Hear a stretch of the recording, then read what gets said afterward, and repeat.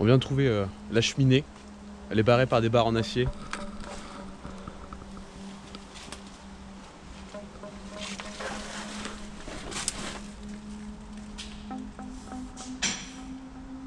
Oui, ok, oui. C'est profond. On vient de trouver une troisième cheminée. Je sais pas combien il y en a en tout. C'est indiqué sur le plan? Non. Non, mais on devrait pas être loin de l'entrée des trains.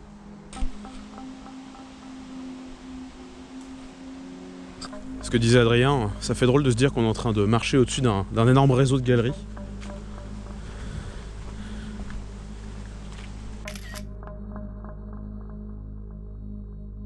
On a trouvé encore une cheminée, c'est la quatrième. Et là maintenant on a un gros dévers. Je sais pas si on voit bien à la caméra, mais là-bas on voit qu'il y a des blocs de calcaire qui sont à vif, à flanc comme ça. Ah ouais. Grosse descente, grosse descente. La ligne de chemin de fer passe juste ici, là on la voit. Et là, il y a une espèce de bouche d'égout, je sais pas ce que c'est. Il y a effectivement une entrée. Je serais curieux de descendre. Ah ouais, là on voit bien. Là. Il y a une... Mec, le tunnel il est là en bas. Il y a... Il y a un giga tunnel. Non, ça va là, tu peux descendre le long là. Ça connecte ça. Non, Je sais pas si c'est effondré, c'est peut-être condamné, mais on peut au moins jeter un œil. Alors? T'es sûr? bouché. Bouché partout? À l'air,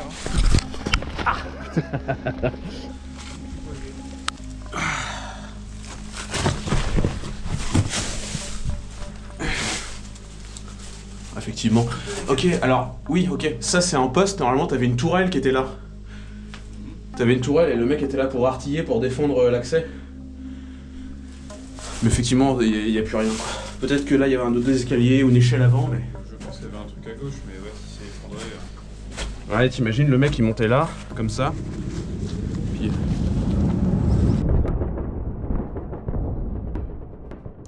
Pendant la Seconde Guerre mondiale, les Allemands ont largement fortifié leur site stratégique. L'un des éléments de ces fortifications était appelé Tobruk, en référence à la ville de Libye où se sont déroulées deux batailles importantes en 1941 et 1942. Le principe du Tobruk est simple, un petit bunker enterré mais à ciel ouvert, défendu par un seul homme. Généralement, le soldat en faction était équipé d'une mitrailleuse MG34 ou MG42. Mais certains Tobruk ont eu le droit à quelques améliorations de poids. Des tourelles de chars pouvaient être adaptées sur l'écoutille pour transformer le Tobruk en petite artillerie fixe. Aujourd'hui encore, les fortifications allemandes peuvent être facilement observées le long des côtes françaises, en particulier en Normandie et dans le Pas-de-Calais.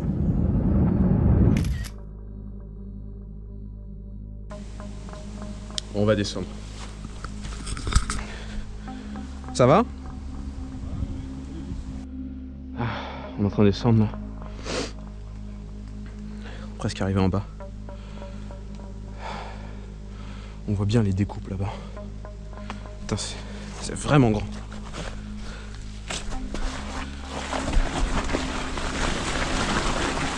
Wouh! Putain, j'ai slide sur toute la fin. Merde. Putain, d'accord. Attends, mais la porte est ouverte.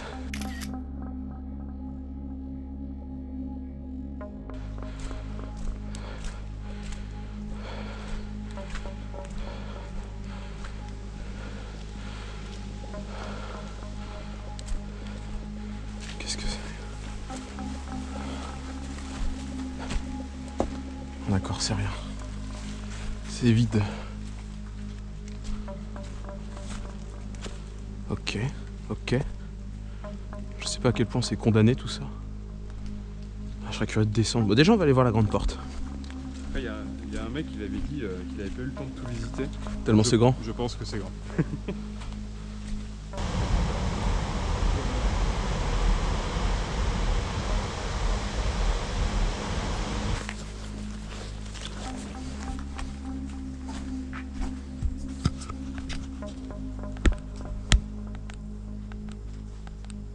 Ok.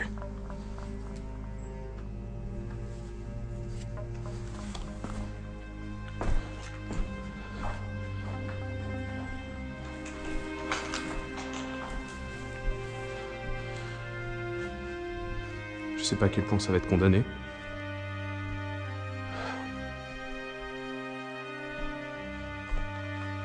Ok, je m'attends à ce que ce soit vraiment grand.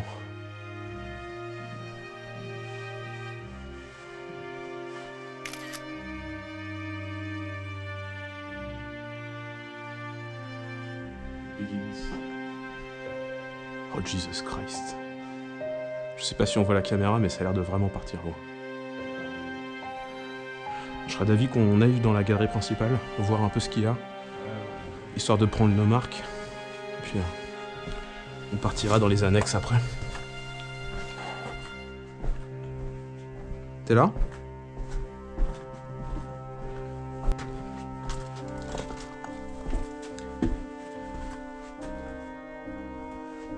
Oh, par contre, si on pouvait éviter de trop se séparer, on est rentré. Là, c'est l'entrée pour véhicule qui est plantée ici. Attends, c'est le moment pour moi de briller. Excellent. On est rentré par là. On a vu le shaft ici. Le dehors. tunnel, ouais. Et là, j'imagine que ce qu'on a devant nous là-bas, c'est le virage ici peut-être. Et là, tous les trucs qu'on a vus sur notre gauche, bah, c'est ça. Donc on est vraiment... En fait, ça va être la partie exploitation de calcaire. Et tout ça, là, ça c'est la partie qui a été construite par les Allemands pour stocker des missiles. Alors faut se méfier parce qu'il y a des flèches dans tous les sens. On voit encore la porte là-bas, je sais pas si ça passe à la caméra. Et là, le tunnel qui continue, apparemment sur une très grosse distance, hein, si on se fie au plan. Et ouais, faudra pas se fier aux flèches qui sont sur les murs, parce qu'elles vont dans tous les sens. Oui. On voit bien les voûtes de renfort là, qui ont été installées par les Allemands. Je sais pas de quand date l'exploitation, mais on voit les marques horizontales comme ça, des outils qui sont passés pour casser le calcaire. Du coup, ouais, ça sera à droite. On essaye à droite. En plus, à gauche, un peu la manière dont ça s'est... Ouais, c'est vraiment en strat. Ça a duré il y a pas longtemps parce que le calcaire effondré est impeccable.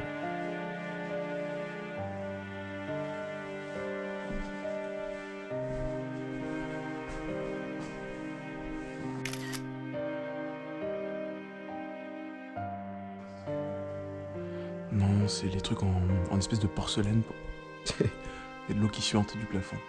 En même temps, il pleut dehors. Du coup, ouais, les trucs en porcelaine, là, c'était ce qui sert à enrouler les fils sur les espèces de petits caténaires qui sont accrochés au mur, là. On voit, il y a des petites stalactites de calcaire. Là. C'est tout luisant, je sais pas ce que c'est. C'est étonnant. On entend le train qui passe, effectivement, c'est inquiétant.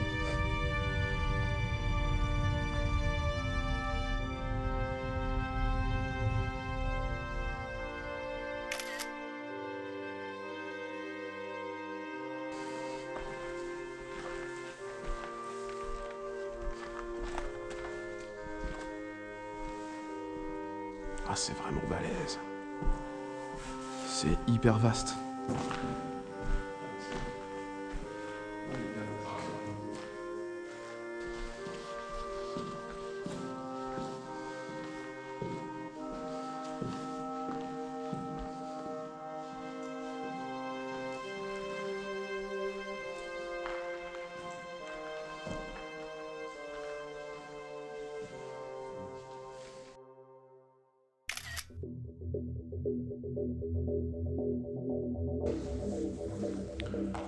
Ok, donc normalement le tunnel qu'on a vu à l'extérieur, il est là.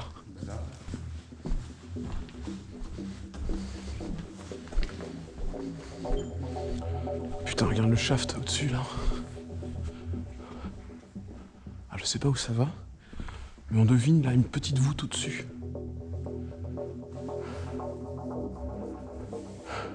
C'est vrai que les shafts, ce serait logique qu'ils soient pile au-dessus de ce tunnel pour l'aération. Et là on a la grande porte, donc on a bien fait tout à l'heure de pas descendre par là. On se serait fait chier. La grande porte et du coup ouais, les trains arrivaient par là avec les missiles vers les quais qu'on va aller voir.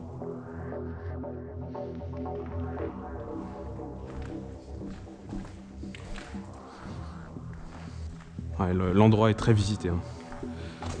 Je me demande jusqu'à quelle profondeur on va trouver des tags.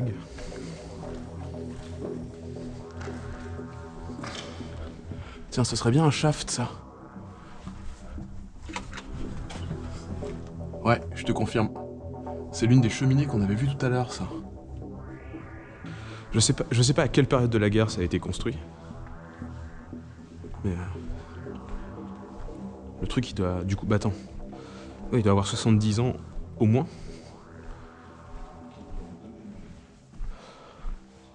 Putain, il est très cool, ce graphe. C'est Dark Souls.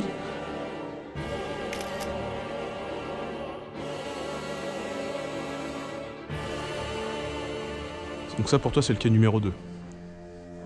Il y en a combien? 3, 4?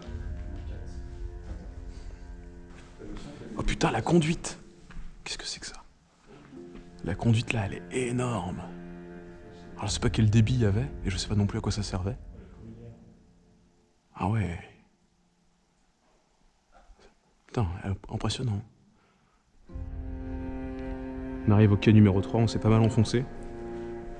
Là on voit vraiment la butée, je crois. Un petit bloc.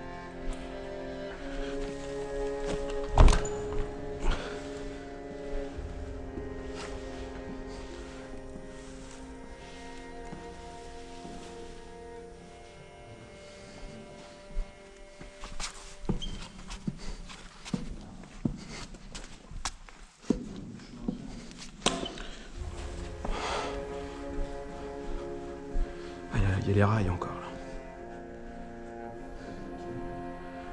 Putain, il y a encore un trou là. Et ça se chante le long du mur. Nous sommes ici. On est déjà là? Ouais, on est rentré par là, on a fait ça. Hop, là on a été voir la porte. Puis après on est descendu jusqu'ici. Ok. On arrive bientôt au bout là. Ok, je me demande où ils stockaient les missiles concrètement, parce que là on a suivi l'endroit avec les quais et tout, mais j'imagine que les missiles ils les stockaient dans les voies annexes. Ils n'ont pas eu le temps de les stocker les missiles. Ah, ils ont pas eu le temps de les mettre? Non. Toute l'infrastructure était là, mais ils n'ont pas eu le temps de mettre quoi que ce soit. On fera un point sur les missiles en voix off, avec des jolies images d'archives. Entre 1944 et 1945, l'armée allemande a produit et tiré plusieurs milliers d'exemplaires des fameux missiles V2. Ils étaient capables d'atteindre des cibles jusqu'à 300 km et emportaient avec eux une charge explosive de 800 kg. Relativement peu précis, mais impossible à intercepter avec les moyens de l'époque, ils ont principalement été utilisés comme armes de terreur par les Allemands, qui ont attaqué le Royaume-Uni sur son propre sol, en occasionnant de nombreuses pertes civiles. Le site que nous visitons faisait partie d'un ensemble de 6 centres de stockage. Les missiles devaient y être acheminés par des locomotives à diesel, avant d'être stockés en attendant leur utilisation. Finalement, la mise en service du site n'aura jamais lieu. Alors que les travaux étaient achevés à 80%, la progression des Alliés et la libération de la région le 8 septembre 1944 mirent fin au projet. D'après les documents allemands, ce site aurait pu accueillir jusqu'à 600 missiles. Les V2 ont été un échec de l'armée allemande, mais un succès pour la recherche aéronautique et spatiale. L'un des ingénieurs principaux des V2, Wernher von Braun, sera exfiltré aux États-Unis au cours de l'opération Paperclip. Les Américains mettront à profit les connaissances de von Braun pour combler leurs lacunes techniques. Ces systèmes de guidage et de propulsion inspireront, quelques années plus tard, les technologies qui permettront d'envoyer les premières fusées dans l'espace. D'ailleurs, les V2 ne sont pas sans rappeler une célèbre fusée de la BD franco-belge. On arrive au bout. Ah, peut-être.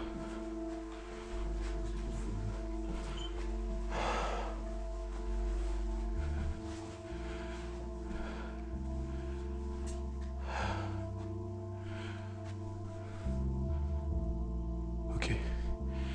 Je suis moyennement à l'aise dans les espaces confinés. Je commence à avoir chaud.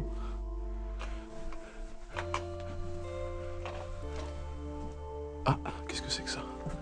Une vieille benne, un vieux godet. Il y a un vieux godet là.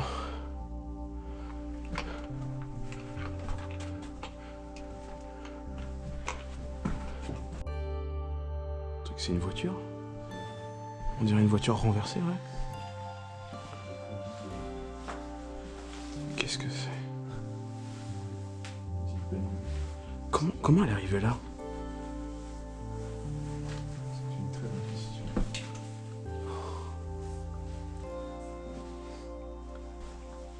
Ah ouais.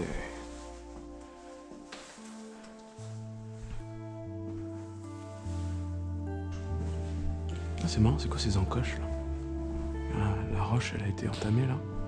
Je sais pas ce qui a fait ça.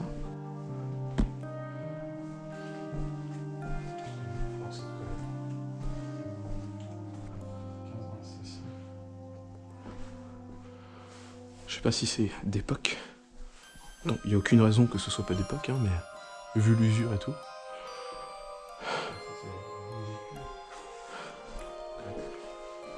Non, sûrement quelqu'un qui est venu le 15 janvier 69. Ah ouais, là il y a une chatière. Il y a une chatière là.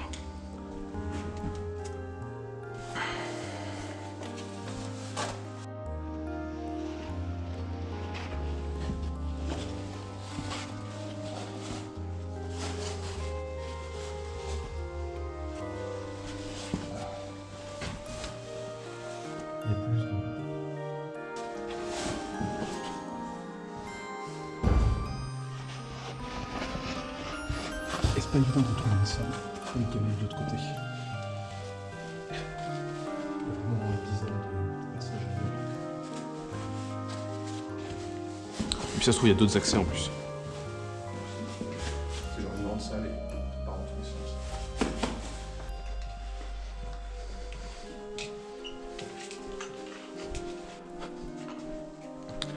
Oh ouais. Je suis allé de l'autre côté, c'est vraiment, ça continue encore à l'infini quoi, c'est hyper vaste. Ça doit boucler avec la chatière de tout à l'heure. Probablement. Je trouve une dynamique. Ouais, j'ai vu. Elle marche? Putain, c'est ouf. Bon. Ouais, la map est beaucoup plus petite que la taille de la Ouais, non, mais ils ont mappé qu'une petite portion. Ouais. Je sais même pas qui a fait la carte.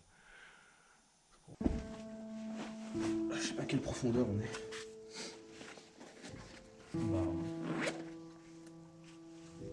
On est remonté par rapport à la voie des camions et par rapport au shaft qu'on a vu. On doit être à une quinzaine de mètres peut-être. Je suis étonné, c'est vraiment beaucoup plus profond que ce que j'imaginais. C'est relativement plat, ouais. Ouais. On n'a pas eu des grosses pentes ou des grosses montées. En même temps, c'était prévu pour du stockage, donc ils n'allaient pas se faire chier à faire des pentes. Puis la partie plus calcaire, champignonnière, on ne l'a pas vue. Mais j'imagine que la couche de calcaire est suffisamment épaisse pour pas avoir besoin de partir dans la profondeur. On est reparti.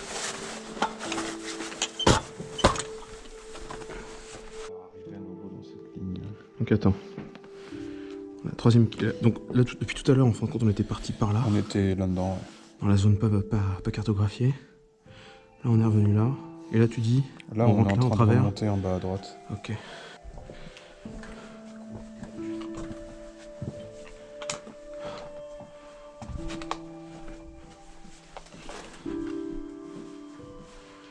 Il y a un passage.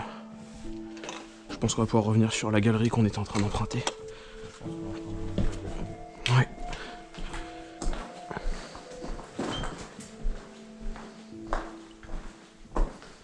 Il y a plein de salles, hein, mais... Voilà. On voit les renforts en bois qui ont été mis. Putain, c'est de plus en plus haut de plafond.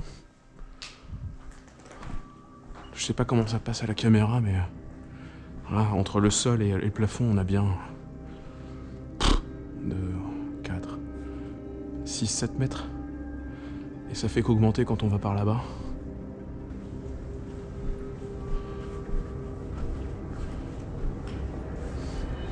Lux in tenebris. La lumière dans les ténèbres. Ouais, c'est ça. C'est le quai numéro 2. Normalement, c'est celui avec le graphe de Dark Souls. C'est bien ça.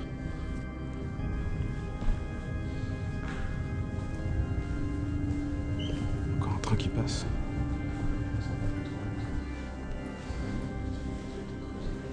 Ouais. Putain, cette pierre là.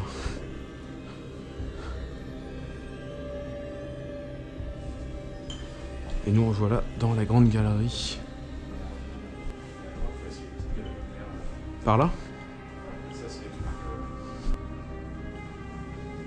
Ah, il y a encore les câbles électriques des Allemands là.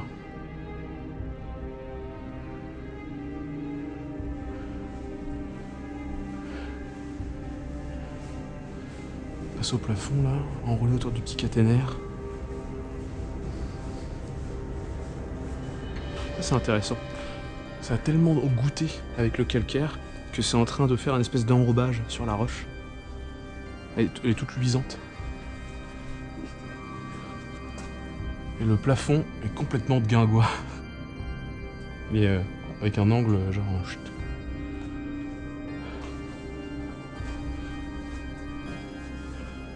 Je sais pas où ça va là mon gars. Je sais pas où ça va.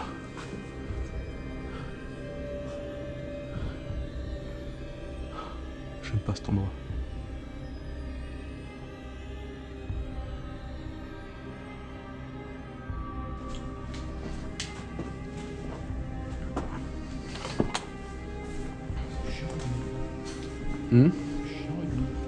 Bah, je regarde parce qu'il y avait il y a des images que j'ai vues sur internet où il y avait draisines, barils, des coins inondés, avec des concrétions, des stalactites, des stalagmites, bref plein de choses. Mais je pense qu'il faut vraiment s'enfoncer beaucoup plus loin quoi.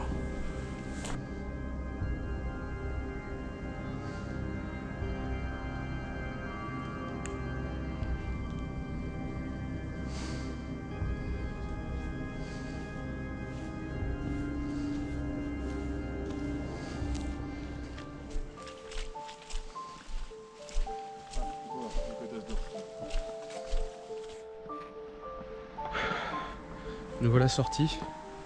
C'était pas mal du tout, c'était super grand. Bon, en vérifiant la carte, du coup, on a réalisé que il y a plusieurs sections qu'on n'a pas eu le temps de visiter. On pense avoir vu l'essentiel et puis en réalité, on n'a pas vu l'accès au personnel par exemple. Il faudra qu'on revienne une autre fois pour explorer le reste. On sera sûrement un peu plus confiant aussi. On saura directement où aller pour voir la suite, donc c'est plutôt cool. Je suis vraiment impressionné par la superficie du réseau. Il y a une forêt entière qui est par-dessus et on sait pas jusqu'où ça se termine, mais ça a l'air d'aller vraiment loin. On n'a pas vu la champignonnière non plus. Donc, on verra ça une prochaine fois.